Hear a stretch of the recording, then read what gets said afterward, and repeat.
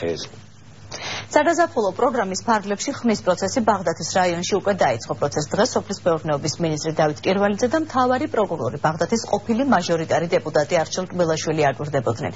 ისინი სოფელ დინში მოსახლეობას შეხვდნენ და საგაზაფხულო პროგრამის ფარგლებში მიმდინარე სამუშაოებს ადრილზე გაეცნენ.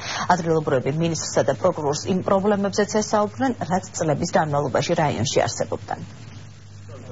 საგაზაფხულო პროგრამის ფარგლებში მიმდინარე ხმის პროცესის დაწყებას ბაღდათის რაიონის სოფელ დინში სოფლის მეურნეობის მინისტრი დავით კირვალიძე ერთ-ერთი ბენეფიციარის ოჯახში დაესწრო. მინისტრი სოფლის მოსახლეობას შეხვდა და მცირემიწიან ფერმერთა დახმარების პროგრამაზე დეტალური ინფორმაცია მიაწოდა.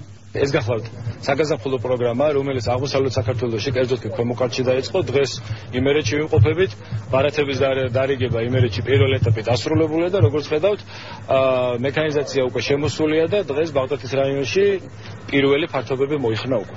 ეს ბარათი რომ გამოუშვეს, კარგია ხალხი, გახარებული არის.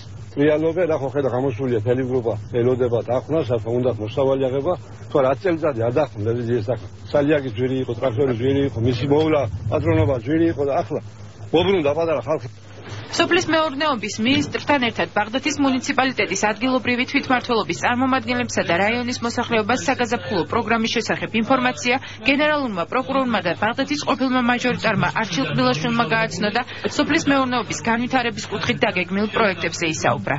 თხოვეთ ბატონ დავით კირვალიძე სოფლის მეურნეობის მინისტრს რომ დღეს წამობრძანებულიყო ბაღდათში და მოსახლეობისათვის განემარტა ის პროგრამა, რაც სოფლის მეურნეობის სამინისტრომ და საქართველოს მთავრობამ უნდა განახორციელოს სოფლის მეურნეობის აღორძინების კუთხით.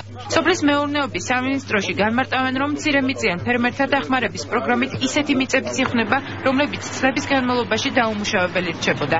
გარდა ამისა, სოფლის მოსახლეობისათვის პრობლემას სასოფლო ტექნიკის არ ქონაც ქმნიდა. დაახლოებით 10-12 წელი ეს ფართობები არ მოხდულა, არ დამუშავებულა. ეს არის სხვაგანაც არის ანალოგიური მდგომარეობა და ისეთი მიწები იქნება, რომლებიც მართლა წლები არ დამუშავებულა. ამიტომ არის რომ ქვეყანა დაახლოებით 70-80% მოიხმარს იმპორტირებულ საქონელზე. ჩვენ წელს შევიძინეთ 314 ერთეული ტრაქტორი, რომელიც აპრილის 15 რიცხვამდე უკვე იქნება საქართველოში და ძირითადად ევროპული ტექნიკა ჩამოყავს. სოფლის მეურნეობის სამინისტრო საგაზაფხულო სამუშაოებს ერთდროულად 6 რეგიონში ახორციელებს.